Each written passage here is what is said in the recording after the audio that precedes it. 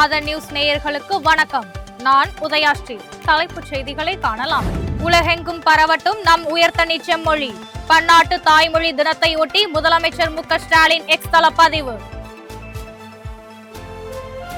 எம்மொழியை திணித்தாலும் இருமொழி கொள்கையால் வெல்வோம். உலக தாய்மொழி தினம் குறித்து அதிமுக பொதுச் செயலாளர் எடப்பாடி பழனிசாமி சமூக வலைதளத்தில் பதிவு. திருச்சியில் அமைச்சர் நேரு தலைமையில் நடைபெற்ற ஆய்வுக் கூட்டம். உள்ளாட்சி அமைப்புகளின் வளர்ச்சிப் பணிகள் குறித்து ஆய்வு. கோடை காலம் நெருங்குவதையொட்டி ஜம்மு காஷ்மீருக்கு சென்னையிலிருந்து நேரடி இணைப்பு விமான சேவை தொடக்கம். ஏர் இந்தியா மற்றும் ஏர் இந்தியா எக்ஸ்பிரஸ் விமான நிறுவனங்கள் ஏற்பாடு. திருப்பூர் ரயில் நிலையம் பகுதியில் வடமாநில இளைஞரிடமிருந்து ஹெராயின் போதைப் பொருள் பறிமுதல். ரோந்து பணியின் போது போலீசார் நடவடிக்கை. இனி தொடர்வது விரிவான செய்திகள். எம்மொழிக்கும் சளைத்ததல்ல எம்மொழி என்றும் இலக்கியங்களில் புதைந்திருந்த வரலாற்றினை மண்ணில் அகழாய்ந்து நிறுவி வருகிறோம் என்றும் உலக தாய்மொழி தினத்தையொட்டி முதலமைச்சர் மு க ஸ்டாலின் தெரிவித்துள்ளார். முன்னாள் முதல்வர் கருணாநிதி எழுதிய செம்மொழி மாநாட்டின் விளக்கப்பாடலை பதிவிட்டு முதலமைச்சர் மு க ஸ்டாலின் வெளியிட்டுள்ள எக்ஸ் தள பதிவில், அகத்திலும் புறத்திலும் அன்பும் வீரமும் கொண்டு வாழும் நற்றமிழ் தாய்மொழி போற்றுதலுக்குரிய பழமையுடைய மொழி மட்டுமல்ல, பிறமொழி துணையின்றி தனித்து இயங்கும் ஆற்றல் கொண்ட செம்மொழி என்று குறிப்பிட்டுள்ளார். உலகெங்கும் பரவட்டும் நம் உயர்தனி செம்மொழி என முதலமைச்சர் மு க ஸ்டாலின் குறிப்பிட்டுள்ளார். உள்ளத்தில் தமிழ் உலகிற்கு ஆங்கிலம் என உலக தாய்மொழி தினத்தையொட்டி எதிர்க்கட்சித் தலைவர் எடப்பாடி பழனிசாமி தெரிவித்துள்ளார். இதுகுறித்து அவர் வெளியிட்டுள்ள எக்ஸ் தள பதிவில், நம் தாய் நிகர் தமிழ் மொழியை போற்றி வணங்குவதுடன் எல்லா மொழிகளுக்கும் எம்மொழி பேசும் மக்களின் உணர்வுகளுக்கும் சமத்துவ போக்குடன் எப்போதும் மதிப்பளிப்போம் என்று குறிப்பிட்டுள்ளார். எம்மொழியை நம்மீது எவர் திணிக்க துணிந்தாலும் அதனை இருமொழி கொள்கையால் வெல்வோம் என உறுதியேற்போம் என்று குறிப்பிட்டுள்ளார். தாய்மொழி என்பது ஒரு இனத்தின் அடையாளம் என்றும் பண்பாடு வரலாற்றின் அடித்தளம் என்னும் உலக தாய்மொழி தினத்தையொட்டி துணை முதலமைச்சர் உதயநிதி பெருமிதம் தெரிவித்துள்ளார். இதுகுறித்து அவர் வெளியிட்டுள்ள எக்ஸ் தள பதிவில், தமிழை காக்க வேண்டும் என்ற நம் உணர்வுக்கும் இந்தியை திணிக்க வேண்டும் எனும் பாசிச சூழ்ச்சிக்கும் இதுவே அடிப்படை என அவர் தெரிவித்துள்ளார். தமிழை வீழ்த்த எந்த சூழ்ச்சிகளை எல்லாம் கிட்டத்தட்ட ஒரு நூற்றாண்டாக தமிழ்நாடு வீழ்த்தியே வந்திருக்கிறது என்றும் இனியும் வீழ்த்தும் என்றும் அவர் குறிப்பிட்டுள்ளார். எங்கள் பகைவர் எங்கோ மறைந்தார், இங்குள்ள தமிழர் ஒன்றாதல் கண்டே எனும் புரட்சி கவிஞர் பாரதிதாசன் வரிகளுக்கு ஏற்ப ஒன்றுபட்டு நம் தமிழ் காப்போம் என உதயநிதி தெரிவித்துள்ளார். அடுத்த ஆண்டு நடைபெறவுள்ள தமிழக சட்டமன்ற தேர்தலில் பாஜக, அதிமுக, நாம் தமிழர் கட்சி ஆகியவை இணைந்து திமுகவை எதிர்க்க வேண்டும் என இந்து மக்கள் கட்சியின் மாநில தலைவர் அர்ஜுன் சம்பத் தெரிவித்துள்ளார். உலக தாய்மொழி தினத்தை முன்னிட்டு மதுரை தமுக்கம் பகுதியில் அமைந்துள்ள தமிழன்னை சிலைக்கு இந்து மக்கள் கட்சியின் மாநில தலைவர் அர்ஜுன் சம்பத் பூஜைகள் செய்து மாலை அணிவித்து மரியாதை செலுத்தினார். பின்னர் செய்தியாளர்களிடம் பேசிய அவர், திமுகவினர் நடத்தும் பள்ளிகளிலும் முதல்வர் மு க ஸ்டாலின் நடத்தும் மற்றும் நடிகர் விஜய் நடத்தும் பள்ளிகளிலும் மும்மொழி கொள்கை பின்பற்றப்படுகிறது என்றும், நவோதயா பள்ளி வந்தால் திமுகவின் கல்வி வியாபாரம் கெட்டுப்போய்விடும் என்பதற்காக மும்மொழி கல்விக் கொள்கையை எதிர்க்கிறார்கள் என்றும் குற்றம் சாட்டினார். கேரளா, கர்நாடகா, ஆந்திரா உள்ளிட்ட மாநிலங்களில் மும்மொழி கொள்கைதான் இருக்கிறது என்று சுட்டிக்காட்டிய அவர், திமுகவினர் உள்நோக்கத்தோடு இதனை ஏற்க மறுக்கிறார்கள் என்றும் விமர்சித்தார்.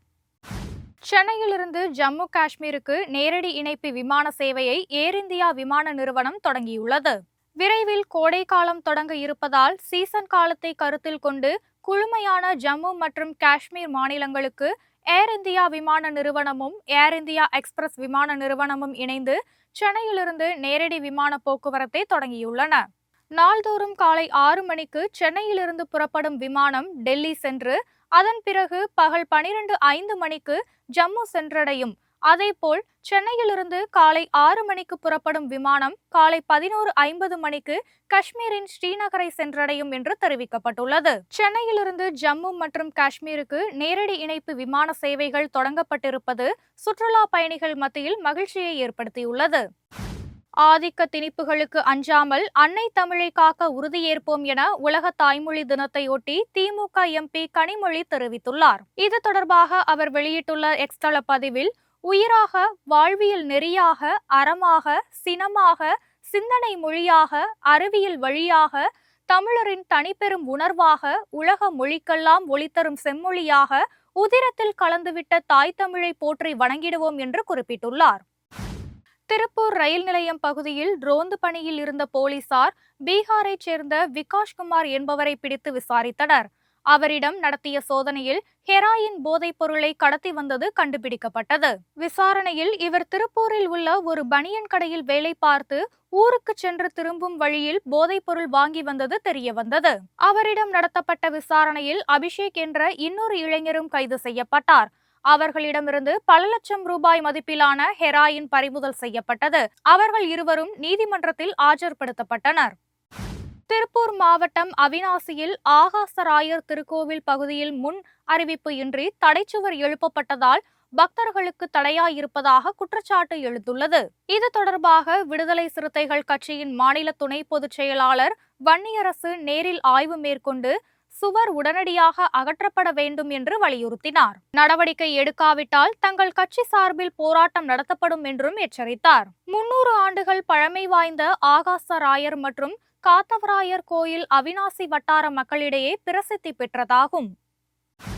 மாநகராட்சிகள், நகராட்சிகள் மற்றும் பேரூராட்சிகளில் செயல்படுத்தப்பட்டு வரும் வளர்ச்சி திட்ட பணிகள் குறித்த ஆய்வுக் கூட்டம் திருச்சியில் அமைச்சர் KN நேரு தலைமையில் நடைபெற்றது.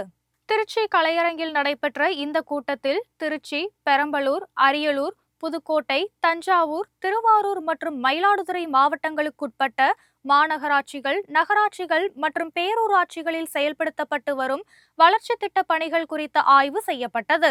இதில் பெரம்பலூர், திருச்சி நாடாளுமன்ற உறுப்பினர்கள், போக்குவரத்து துறை அமைச்சர் மற்றும் திருச்சி மாவட்ட ஆட்சித்தலைவர் உள்ளிட்ட துறை சார்ந்த அதிகாரிகள் கலந்து கொண்டனர். குடிநீர் திட்டம், பாதாள சாக்கடை திட்டம், சாலை வசதிகள் முடிவுற்ற பணிகள் பற்றியும் பணிகள் தாமதமாவதற்கு என்னென்ன காரணங்கள் என்பது குறித்தும் அமைச்சர் KN நேரு அதிகாரிகளிடம் கேட்டறிந்தார். நாகை மாவட்டத்தில் புதிதாக தொடங்கப்பட உள்ள முதல்வர் மருந்தகத்தில் மாவட்ட கண்காணிப்பு அலுவலர் ஆய்வு மேற்கொண்டார். நாகப்பட்டினம் மாவட்டத்தில் 12 இடங்களில் முதல்வர் மருந்தகம் தொடங்கப்பட உள்ளது. கருப்பம்புலம், கத்திரிப்புலம், வேதாரண்யம், நாகப்பட்டினம் நகராட்சிக்குட்பட்ட நாகூர் மெயின் ரோடு போன்ற பகுதிகளில் மருந்தகம் அமைய உள்ளது. அதற்கான இடத்தினையும் பால்பண்ணைச்சேரியில் முதல்வர் மருந்தகத்திற்கான மருந்துகள் சேமித்து வைக்கப்படும் இடத்தினையும் மாவட்ட கண்காணிப்பு அலுவலர் மற்றும் பால்வள மேம்பாட்டுத்துறை ஆணையர் நேரில் பார்வையிட்டு ஆய்வு மேற்கொண்டார். அதனைத் தொடர்ந்து நாகப்பட்டினம் மாவட்ட ஆட்சியர் அலுவலக கூட்டரங்கில் வளர்ச்சி திட்ட பணிகள் முன்னேற்றம் குறித்தும் அனைத்து துறை அரசு அலுவலர்களுடனான ஆய்வுக் கூட்டம் நடைபெற்றது. சென்னையில் ஆபரண தங்கத்தின் விலை சவரனுக்கு 360 ரூபாய் குறைந்து ஒரு சவரன் 64,200 ரூபாய்க்கு விற்பனையாகிறது. ஆபரண தங்கத்தின் விலை தொடர்ந்து அதிகரித்து வந்த நிலையில் நேற்று ஒரு சவரன் 64,560 ரூபாய்க்கு விற்பனையானது. இந்த விலை உயர்வால் நடுத்தர மக்கள் மற்றும் சாமானிய மக்கள் கவலையடைந்தனர். இன்று தங்கம் விலை சற்று குறைந்துள்ளது. அதன்படி சென்னையில் ஆபரண தங்கத்தின் விலை சவரனுக்கு 360 ரூபாய் குறைந்து ஒரு சவரன் 64,200 ரூபாய்க்கு விற்பனையாகிறது. கிராமுக்கு 45 ரூபாய் சரிந்து 1 கிராம் தங்கம் 8,025 ரூபாய்க்கு விற்பனை செய்யப்படுகிறது. வெள்ளியின் விலையில் எந்த மாற்றமும் இன்றி 1 கிராம் வெள்ளி 109 ரூபாய்க்கு விற்பனை செய்யப்படுகிறது. இத்துடன் இந்த செய்திகள் நிறைவடைகின்றன. செய்திகளை உடனுக்குடன் தெரிந்து கொள்ள இணைந்திருங்கள் ஆதனுடன்.